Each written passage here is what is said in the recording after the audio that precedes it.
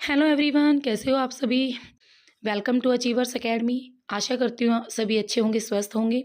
आज की इस वीडियो में मैं आपको करवाने जा रही हूँ 2019 का सोशल स्टडीज़ का क्वेश्चन पेपर। एचटेट का क्वेश्चन पेपर है ये, टीजीटी लेवल का। ठीक है, और इस क्वेश्चन पेपर में हम एसएसटी वाले पोर्शंस को करेंगे जिसमें आपके 91 से लेकर 150 तक क्वेश्चन होते हैं। और ये क्वेश्चंस आपके आगे आने वाले, अब आपका एचटेट का एग्ज़ाम होने वाला है, 15 एंड 20 डेज़ ही रह गई हैं, तो उसके बाद आपका एचटेट का जब भी एग्ज़ाम होगा तो पिछले क्वेश्चन पेपर काफ़ी हेल्प करते हैं आपके लिए कंटेंट को समझने के लिए कि किस तरीके से कंटेंट आता है और कैसे क्वेश्चंस एग्जामिनर पुट करता है। तो वीडियो के साथ शुरू से लेकर एंड तक बने रहना। इससे पहले मैं 2020 और 21 का क्वेश्चन पेपर सोल्व करवा चुकी हूँ अपने चैनल पर भी, स्टडी विद दीपा सैनी, और अचीवर्स एकेडमी पर भी, तो आप देख सकते हैं। तो चलिए स्टार्ट करते हैं अपना एसएसटी का पोर्शन जिसमें आपके 91 से 150 क्वेश्चंस को आज हम सोल्व करेंगे। तो सबसे पहला आता है आपका भाई, भारत में केंद्र सरकार के विरुद्ध अविश्वास प्रस्ताव किसके द्वारा लाया जाता है। तो लोकसभा राज्यसभा दोनों में पेश होता है। लोकसभा में पेश किया जाता है, राज्यसभा में पेश किया जाता है। लोकसभा में विपक्ष का सबसे बड़ा दल ही इसे ला सकता है। ध्यान रखना, सेंट्रल गवर्नमेंट के विरुद्ध यानी प्रधानमंत्री या बड़े बड़े मिनिस्टर्स के विरुद्ध, जब भी इस गवर्नमेंट के विरुद्ध आपका नो कॉन्फिडेंस मोशन आता है तो भाई वो सबसे पहले आपका लोकसभा में ही पेश किया जाता है। तो ऑप्शन नंबर 2 करेक्ट रहेगा, क्योंकि लोकसभा में जो प्रधानमंत्री जब भी बनाया जाता है ना किसी भी पर्सन को, तो उसे लोकसभा में मेजोरिटी मिलनी चाहिए, होनी चाहिए उसकी मेजोरिटी। उसके बाद ही उसे लोकसभा में क्या बनाया जाता है, लोकसभा में बहुमत दल के नेता को ही प्रधानमंत्री बनाया जाता है। तो मात्र लोकसभा में ही इसे पेश किया जा सकता है। नेक्स्ट आता है क्वेश्चन नंबर 92। कथनों को ध्यान से पढ़ना है। आईएमएफ से रिलेटेड है, इंटरनेशनल मॉनेटरी फंड, जो कि दुनिया की किसी भी देश को ये उधार देने वाले या मनी लैंडर्स कंपनी आप इसे कह सकते हो, और ये उधार देती है बड़े बड़े कंट्रीज़ को पैसा, और इसके समस्त सदस्य देश को समान मताधिकार प्राप्त है। ए तो ठीक है इसका गठन, बट बी रोंग है। तो यह हमारा ऑप्शन नंबर 1 क्या हो जाएगा, करेक्ट हो जाएगा। नेक्स्ट आता है क्वेश्चन नंबर 93। यहाँ पर आपको ज्वालामुखी दिए गए हैं और कुछ उनकी कंट्रीज़ दी गई है, तो यहाँ पर हमें बताना है, इनका मैच करना है। तो चलिए स्टार्ट करते हैं। स्ट्रोम्बोली ज्वालामुखी, इटली का स्ट्रोम्बोली ज्वालामुखी है, ये आप सबको पता है। उसके बाद आपका कोटोपैक्सी की बात करें, इक्वेडोर में है कोटोपैक्सी। माउंट पोपा की बात करें तो वो है आपका म्यांमार में, और किलिमंजारो पड़ता है आपका अफ्रीका में, अफ्रीका की तंजानिया कंट्री में। तो ऑप्शन नंबर 4 करेक्ट हो जाएगा। सारे ज्वालामुखी मैंने आपको करवा रखे हैं ये वाले। नेक्स्ट आता है क्वेश्चन नंबर 94। निम्न वाक्यों को ध्यान से पढ़िए। भारत की संसद के दोनों सदनों की शक्तियाँ समान नहीं हैं, इसी कारण भारतीय संविधान में उच्च सदन और निम्न सदन शब्दावली प्रयोग में लाई जाती हैं। देखो, अगर हम बात करें भारत की संसद की दोनों शक्तियां बिल्कुल समान नहीं है, बिल्कुल करेक्ट है ये, क्योंकि राज्यसभा की अपनी अलग शक्तियां हैं और आपकी लोकसभा की अलग है। ठीक है, एक तो सही है हमारा, बट भारतीय संविधान में उच्च सदन और निम्न सदन शब्दावली का यूज़ कभी भी नहीं किया गया है। ये शब्द सिर्फ हम बोल देते हैं। ठीक है, ये पहले की एक धारणा है कि राज्यसभा को उच्च सदन और लोकसभा को निम्न सदन कहते हैं, बट दोनों के पास अपनी मेन पावर्स हैं, और उन पावर्स के बेसिस पर हम देखें तो कोई उच्च कोई नीच नहीं है। तो संविधान में इनके लिए कोई शब्दावली यूज़ नहीं की गई है। तो ऑप्शन नंबर 1 आपका करेक्ट रहेगा, बट ऑप्शन नंबर 2 आपका गलत है। नेक्स्ट आता है क्वेश्चन नंबर 95। निम्न में से कौन सा सुमेलित नहीं आपको बताना है। सतला कृतियाँ दी गई है और निर्मारक कारक, ये पीजीटी लेवल का क्वेश्चन है जो कि ज्योग्राफी में टीजीटी लेवल पे दिया है। ठीक है, बाकी +2 में ये आपका +1 की जो ज्योग्राफी है ना एनसीईआरटी, उसमें ये पूरा चैप्टर है। सर्क के बारे में भी, पहली प्लेन, लोएस और नूनाटक, ये सारे पढ़ा रखे हैं। ठीक है, तो +1 की एनसीईआरटी से क्वेश्चन आया हुआ है। तो यहाँ पर इसका राइट आंसर क्या होगा भाई, कौन सी सुमेलित नहीं है बताना आपको। सर्क ग्लेशियर बनाते हैं, बिल्कुल करेक्ट। पैनी प्लेन नदियों द्वारा बनता है। लोएस के मैदान हवाएं बनाती हैं रेगिस्तान वाले पार्ट में। नूनाटक समुद्री लहरें नहीं बनाती नूनाटक। ठीक है, ये आपका गलत है। नूनाटक आपका जो ग्राउंड वाटर है वो बनाते हैं। नेक्स्ट आता है क्वेश्चन नंबर 96। किस वर्ष खिलाफत आंदोलन की शुरुआत हुई थी। तो ये हिस्ट्री का क्वेश्चन है भाई। खिलाफत आंदोलन की शुरुआत आपको 1919 में हुई थी, तो सीधा आंसर हो जाएगा 1990। नेक्स्ट आता है 55 डिग्री पश्चिमी देशांतर रेखा का प्रतिध्रुव देशांतर है। देखो, अगर हम बात करें 55 डिग्री पश्चिमी देशांतर रेखा का प्रतिध्रुव देशांतर क्या होगा आपका, वेस्ट मेरिडियन। ठीक है, इसका वेस्ट मेरिडियन में क्या होगा 125 डिग्री इसका क्या होगा भाई, 125 डिग्री पूर्वी देशांतर। ठीक है, 125 डिग्री पूर्वी देशांतर, ये इसका प्रतिध्रुव देशांतर होगा। नेक्स्ट आता है क्वेश्चन नंबर 98, निम्न में से कौन सा अंतरपर्वतीय पठार का उदाहरण नहीं है। तो देखो, अंतरपर्वतीय पठार का एग्जाम्पल नहीं है, ये बताना है आपको। तो अंतरपर्वतीय यानी आप ये कह सकते हो, तो इसका राइट आंसर क्या होगा, दक्कन ट्रैप। तिब्बत का पठार ये भी अंतरपर्वतीय पठार है। ठीक है, यानी चारों तरफ से पर्वतों के बीच में थी जो प्लेट्यू स्थित होता है उसे बोलते हैं अंतरपर्वतीय। चारों ओर माउंटेन है, बीच में प्लेट्यू है। ठीक है, मैक्सिको का भी पठार ऐसा ही है, बोलिविया और पेरू का भी पठार ऐसा ही है। दक्कन ट्रैप आपका चारों ओर से किसी भी माउंटेन के द्वारा कवरअप नहीं हुआ है, तो राइट आंसर हो जाएगा हमारा दक्कन ट्रैप। नेक्स्ट आता है क्वेश्चन नंबर 99, मैं उस भारत के लिए ऐसा संविधान चाहता हूं जो उसे गुलामी और अधीनता से मुक्त करे, डैश डैश डैश, मैं ऐसे भारत के लिए प्रयास करूंगा जिसे सबसे गरीब व्यक्ति को भी अपना माने। तो ये कथन बताना आपको किसका है, तो ये कथन है भाई आपके महात्मा गांधी जी का। किसका है, महात्मा गांधी जी का। ठीक है, तो याद रखना इस तरीके के कथन भी आ जाते हैं, तो महात्मा गांधी फेमस पर्सनैलिटी थे, तो आपको इस तरीके के कथन याद रखने हैं। नेक्स्ट आता है मोंटेस्क्यू द्वारा लिखित पुस्तक का नाम क्या है। ये आपके 9th के एनसीईआरटी से, 9th की हिस्ट्री की बुक का क्वेश्चन है ये, और चैप्टर नंबर 1 ही है आई थिंक, वहीं से क्वेश्चन आया हुआ है। मोंटेस्क्यू की जो पुस्तक है उसकी पुस्तक का नाम बताना आपको, तो उसकी पुस्तक का नाम है भाई द स्पिट ऑफ लॉज। ठीक है, क्या बुक है उसकी, the spirit of laws. Montesquieu की बुक है ये, द स्पिट ऑफ लॉज, तो ऑप्शन नंबर बी करेक्ट हो जाएगा। नेक्स्ट आता है क्वेश्चन नंबर 101, जब पृथ्वी, सूर्य और चंद्रमा समकोणीय स्थिति में होते, मीन्स इस तरीके की डायरेक्शन में होंगे ऐसे। ठीक है, यहाँ पर यहाँ पर यहाँ पर पूरा आपका समकोणीय स्थिति में होते हैं, तो कौन सा ज्वार आएगा आपको ये बताना है। तो इस पर भाई आपका कौन सा ज्वार आता है, जब भी ये सिचुएशन होती है लघु ज्वार होता है, और जब सीधी लाइन पर होते हैं तब दीर्घ ज्वार आता है। तो राइट आंसर क्या होगा, लघु ज्वार यानी नीप टाइड आता है। नेक्स्ट आता है क्वेश्चन नंबर 102, आर्थिक सर्वे कौन प्रकाशित करता है, यानी आपका इकोनॉमिक सर्वे किसके द्वारा प्रकाशित किया जाता है।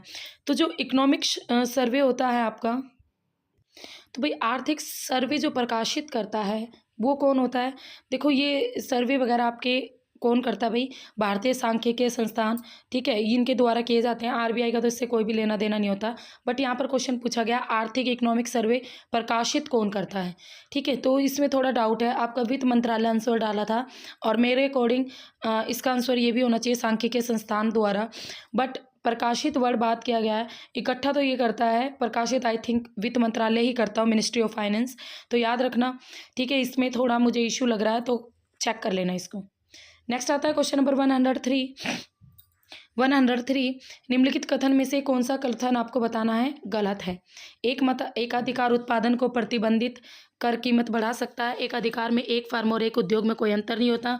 वस्तु विभेद एकाधिकारात्मक प्रतियोगिता की विशिष्टता है। पूर्ण प्रतियोगिता में विक्रय हेतु प्रस्तुत की गई वस्तुएं विजातीय होती हैं। ठीक है, आपको बताना कौन सा कथन गलत है।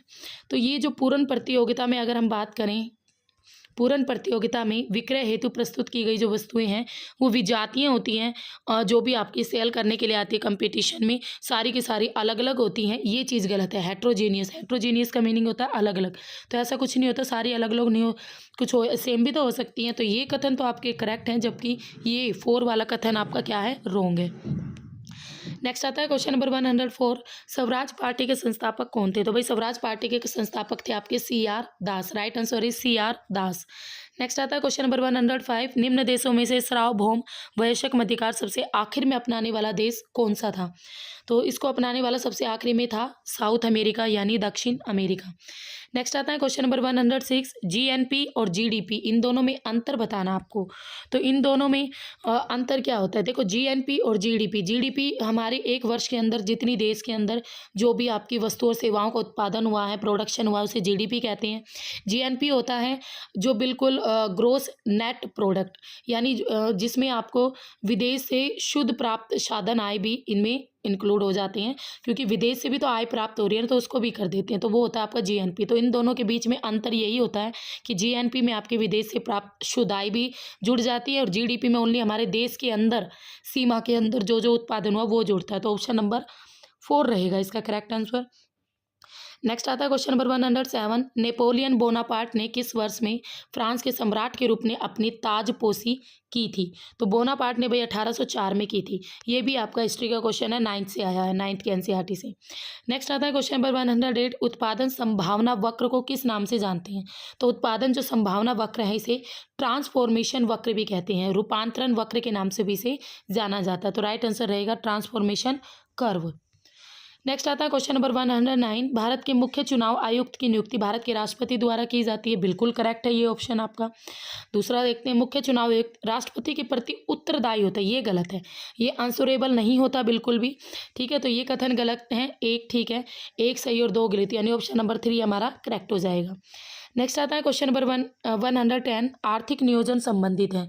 आर्थिक नियोजन आपका किससे संबंधित है भाई?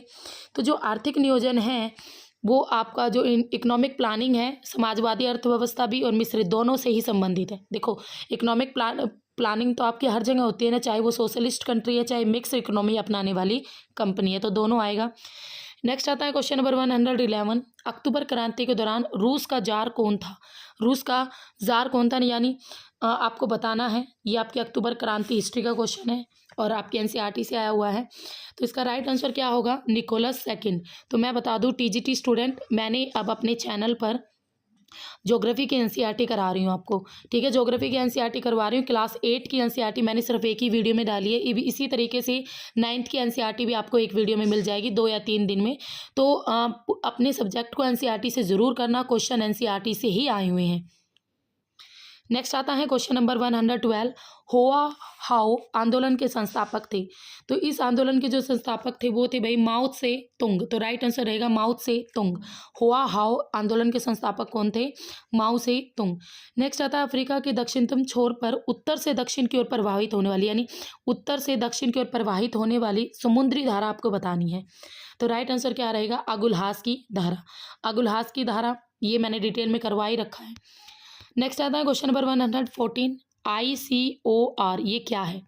ICOR क्या है ये आपको बताना है। तो पूंजी में परिवर्तन यानी चेंज इन कैपिटल और चेंज इन प्रोडक्शन, उसे ही बोलते हैं ICOR। आपकी जो भी कैपिटल यानी पूंजी में जो भी आपका चेंज आएगा, घटेगी बढ़ेगी, या उत्पादन में जो भी चेंज आएगा, तो उन दोनों के रेशियो को ही, डिवाइडेंस को ही क्या बोलते हैं? ICOR। नेक्स्ट आता है क्वेश्चन नंबर 115, भारत के संघीय बजट में सार्वजनिक उपक्रमों से प्राप्त लाभ किसके अंतर्गत आते हैं? तो राइट आंसर इसका क्या होगा? राजस्व पूंजियाँ। किसके अंतर्गत आते हैं? राजस्व पूंजियाँ। नेक्स्ट आता है क्वेश्चन नंबर 116, ENSO ये जो घटना है वो किससे संबंधित है? तो ये आपकी जो घटना है भाई वो आपके भारतीय मानसून से रिलेटेड है, ठीक है। ये आपकी भारतीय मानसून से रिलेटेड, जैसे एल नीनो होती है तो उसी से रिलेटेड होती है ये। जब एल नीनो होता है ना तो आपका वायुदाब में जो गड़बड़ी होती है उसी से ही रिलेटेड है ENSO। तो भारतीय मानसून से रिलेटेड होती हैं। नेक्स्ट आता है क्वेश्चन नंबर 117, रानी लक्ष्मीबाई पराजित हुई और मार दी गई, तो ये कब हुई थी? तो भाई जून 1858 में, जून 1858 में रानी लक्ष्मीबाई पराजित हुई थी और मार दी गई थी, ठीक है। तो आपको ये फेमस डेट्स भी कुछ याद रखनी पड़ेंगी। नेक्स्ट आता है क्वेश्चन नंबर 118, इंदिरा साहनी और अन्य बनाम भारत सरकार मामले का संबंध है किससे? तो भाई ये आपका है ना, बताऊं कहाँ से क्वेश्चन आया है? 9th के एनसीईआरटी है और 9th के एनसीईआरटी में ये पॉलिटिकल साइंस का क्वेश्चन है और चौथे चैप्टर से आई थिंक 4th चैप्टर से है, हाँ 4th या 5th चैप्टर से है। तो ये था भाई आपका ओबीसी यानी ओबीसी रिजर्वेशन से रिलेटेड था ये मुद्दा, इंदिरा साहनी और अन्य बनाम भारत सरकार। नेक्स्ट आता है क्वेश्चन नंबर 119, चंपारण कहाँ है? सबको पता है चंपारण कहाँ है, तो चंपारण कहाँ है भाई? बिहार का चंपारण। तो राइट आंसर हो जाएगा बिहार। नेक्स्ट आता है क्वेश्चन नंबर 120, आयन मंडल में कैनली जो हैवी साइड परत है वो आपकी किस तरीके की परत है? ई लेयर है, ठीक है। ई लेयर है आयनोस्फीयर में, ये आयनोस्फीयर जो लेयर है ना आयन मंडल उसमें पाई जाती है। नेक्स्ट आता है क्वेश्चन नंबर 121, स्वतंत्रता के बाद भारत के प्रथम राज्य पुनर्गठन आयोग ने राज्यों के गठन का अधिक आधार माना था, किसे माना था? भाषा को। तो राइट आंसर क्या होगा? भाषा को। फ्रीडम के बाद भारत में सबसे पहले जब भी एक राज्य से दूसरा राज्य अलग हुआ तो वो पहले भाषा के आधार पर ही हुआ था, आंध्र प्रदेश हुआ था भाई, बना था। नेक्स्ट आता है क्वेश्चन नंबर 122 और ये तो इजी सा क्वेश्चन है, हर्ष चरित्र के लेखक कौन थे? सबको पता है बाण भट्ट थे। तो राइट आंसर हो जाएगा बाण भट्ट।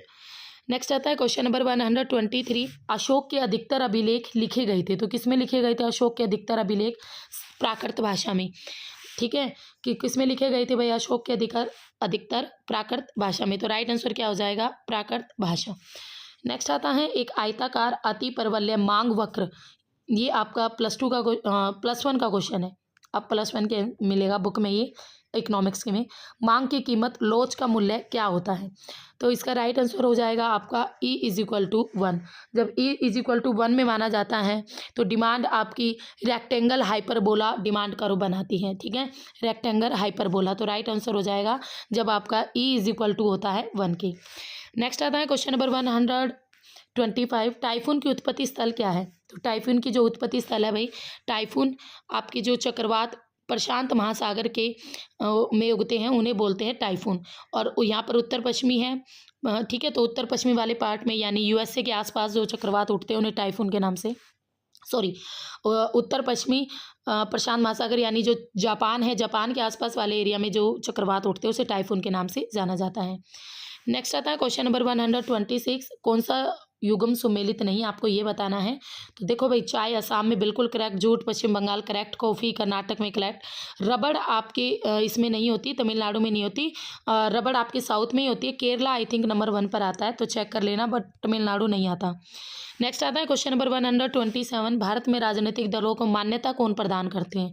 तो भारत में भाई राजनीतिक दलों को मान्यता चुनाव जो आयोग है, इलेक्शन कमीशन, ठीक है, वही जो पॉलिटिकल पार्टीज हैं उनको रिकॉग्नाइजेशंस देता है, उसी के बाद वो चुनाव लड़ते हैं। नेक्स्ट आता है क्वेश्चन नंबर 128, नेपाल में वर्ष 2006 में चले लोकतंत्र समर्थक आंदोलन हेतु बने राजनीतिक गठबंधन का नाम था। तो राजनीतिक गठबंधन का नाम आपको बताना, 7 पार्टी अलायंस। तो क्या नाम था? 7 पार्टी अलायंस, तो राइट आंसर रहेगा। इस तरीके के एक्सेप्शनल क्वेश्चंस भी आपको एग्जाम में एक आधा देखने को मिलता है हर बार टीजीटी लेवल पर। बाकी मैं यही कहूँगी, हर सब्जेक्ट की एनसीईआरटी रीड कर लो डिटेल में। निम्न में से कौन सा जोड़ा सम्मिलित नहीं है, आपको बताना है। तो भाई देखो, शिव समुद्रम कावेरी, ये बिल्कुल नदी घाटी परियोजना नदियों पर बिल्कुल करेक्ट है। आपका पोच चंपनाथ गोदावरी पर, ये भी आपका करेक्ट है।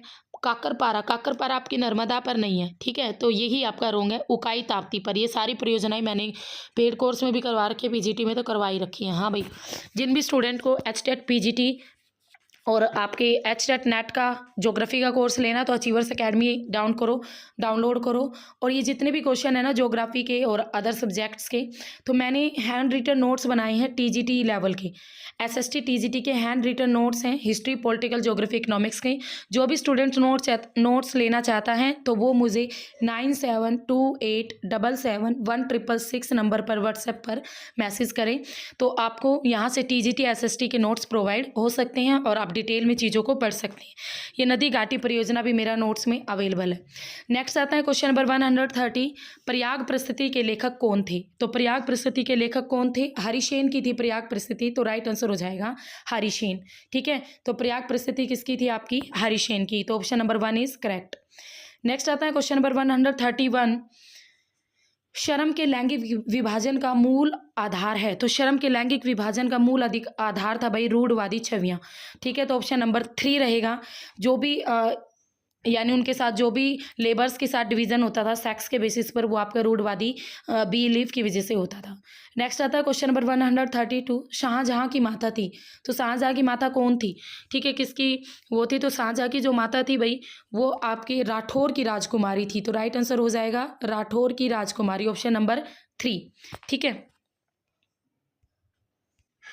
उसके बाद आता है क्वेश्चन नंबर 133, जनगणना 2011 के अनुसार भारत के 3 सबसे कम लिंगानुपात वाले राज्यों का सही बढ़ता हुआ क्रम कौन सा है? तो यहाँ पर मैं आपको बता देती हूँ ज़्यादा टाइम वेस्ट ना करते हुए। पहले नंबर पर बढ़ते हुए क्रम में सबको पता सबसे कम हरियाणा का है, दूसरे नंबर पर जम्मू कश्मीर और तीसरे नंबर पर सिक्किम आ जाता है इस वाले सिक्वेंस के अकॉर्डिंग। नेक्स्ट आता है क्वेश्चन नंबर 134, भूड़ सतलाकृति एक विशेषता है। तो देखो, भूड़ सतलाकृति नाम से ही पता चल रहा है, ये हम बोलते भी हैं ये इस वर्ड को। तो आपकी जो ऊपरी और गंगा मध्य मैदान है वहाँ पर भूड़ सतलाकृति एक विशेषता बनती है, तो राइट आंसर हो जाएगा ऑप्शन नंबर 1। नेक्स्ट आता है question number 135, 1 minute, question number 1। तो भारत में उच्चतम और न्यूनतम जनघनत्व आपको बताना है कितना है, तो मैक्सिमम और न्यूनतम। तो देखो इन ऑप्शंस के अकॉर्डिंग दिल्ली का सबसे आपका मैक्सिमम है दिल्ली का मैक्सिमम है 11,297 और अरुणाचल प्रदेश का सबसे कम है 17 व्यक्ति प्रति वर्ग किलोमीटर। तो ऑप्शन 1 करेक्ट हो जाएगा। नेक्स्ट आता है रजिया पुत्री थी। तो जो रजिया पुत्री थी वो आपके भाई शमसुद्दीन इल्तुतमिश की पुत्री थी। तो राइट आंसर हो जाएगा option number 4। Option number 4 is correct, Shamsuddin Iltutmish. Next आता है क्वेश्चन नंबर 137। किताब उल हिंद के लेखक हैं। तो किताब उल हिंद के लेखक कौन थे भाई? अल ब्रूनी। कौन थे भाई किताब उल हिंद के लेखक? अल ब्रूनी। ठीक है, ये इनकी फेमस बुक थी, हिंदुस्तान के बारे में काफ़ी इन्होंने लिखा हुआ था इस बुक में। नेक्स्ट आता है आपको बहुलक की गणना करनी है, यानी मोड पता करना है। तो यहाँ पर इसका राइट आंसर हो जाएगा 138 का 9।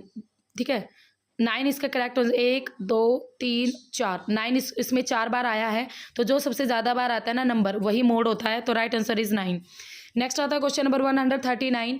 निम्न में से कौन सा समवर्ती सूची का विषय है? समवर्ती सूची का विषय है आपका भाई, इसमें से इन चारों में से बात करें तो आपका जो विवाह है, विवाह आपका समवर्ती सूची का विषय है। तो right answer is option number 4। Next आता है क्वेश्चन नंबर 140।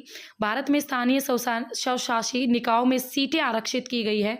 तो देखो किस किस के लिए सीटें आरक्षित होती है। अनुसूचित जाति के लिए भी है, जनजाति के लिए भी है, पिछड़ी जाति और महिलाओं के लिए, सबके लिए सीटें क्या गई है, रिजर्व की गई है। तो राइट आंसर हो जाएगा ऑप्शन नंबर 4।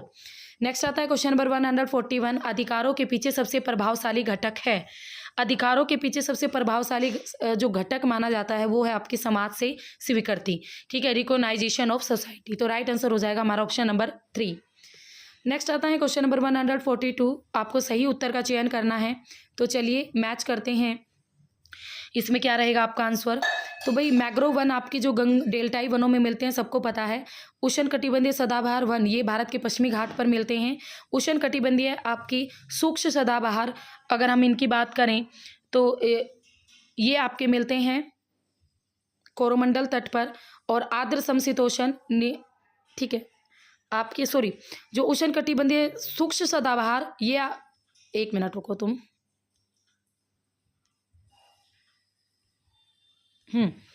अगेन देख लो।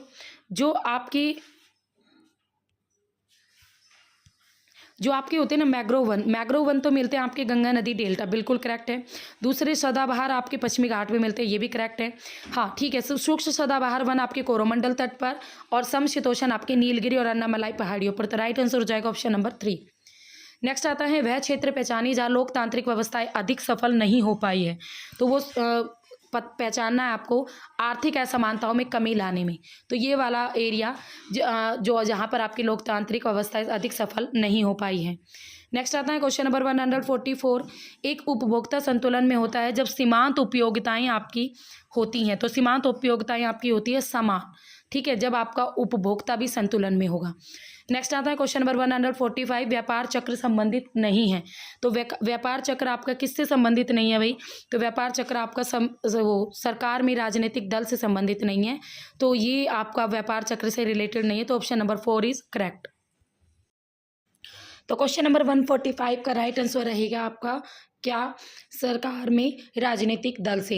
देखो ट्रेड का राजनीतिक दल से क्या लेना देना। तो जो पॉलिटिकल पार्टीज इन गवर्नमेंट, ये आपका बिल्कुल भी ट्रेड सर्कल से रिलेटेड नहीं है। नेक्स्ट आता है क्वेश्चन नंबर 146। निम्न का मिलान कीजिए। यहाँ पर आपको कुछ वंश दिए गए हैं, गुज्जर, प्रतिहार, राष्ट्रकूट, पाल, चोल। आपको बताना है इनका एरिया दिया गया है। तो यहाँ पर हमें राइट आंसर देखना है किस तरीके का क्या रहेगा। तो चलिए सोल्व करते हैं। तो जो भाई आपके गुज्जर प्रतिहार हैं, ठीक है, जो आपके गुज्जर प्रतिहार हैं वो है भाई आपके गुजरात और राजस्थान वाले एरिया में, यानी 1 का सी आपके ऑप्शन नंबर 1 में ही है। तो ऑप्शन नंबर 1 आपका करेक्ट हो जाएगा।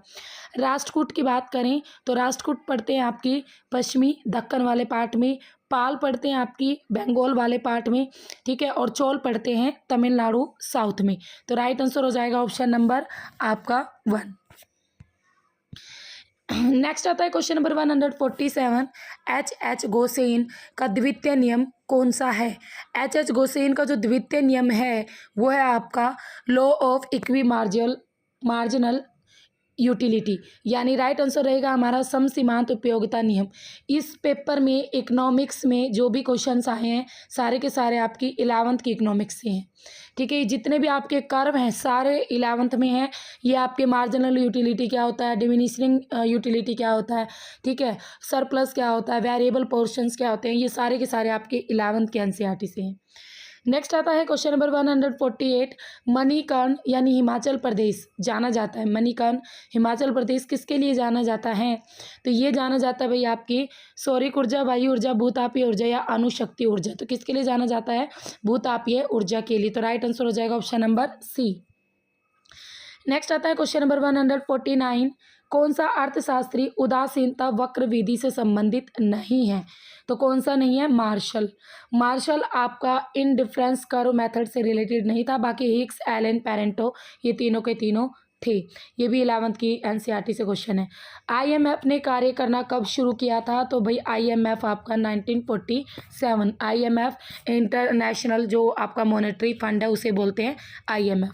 तो ये हो गया आपका क्वेश्चन पेपर कंप्लीट 2019 का, और एसएसटी का 2018 का भी मैं जल्द ही कराऊंगी। तब तक आप इसके एक एक क्वेश्चन को अच्छी तरीके से देख लेना और एक एक क्वेश्चंस को अच्छी तरीके से पढ़ लेना। फिर मिलेंगे, तब तक के लिए हैव ए नाइस डे। हाँ जी, एक बार मेरे चैनल को share, study with Deepa Saini मेरे चैनल के साथ भी मैक्सिमम जुड़िए और इसे लाइक, शेयर एंड सब्सक्राइब भी ज़रूर कीजिए। Okay, have a nice day.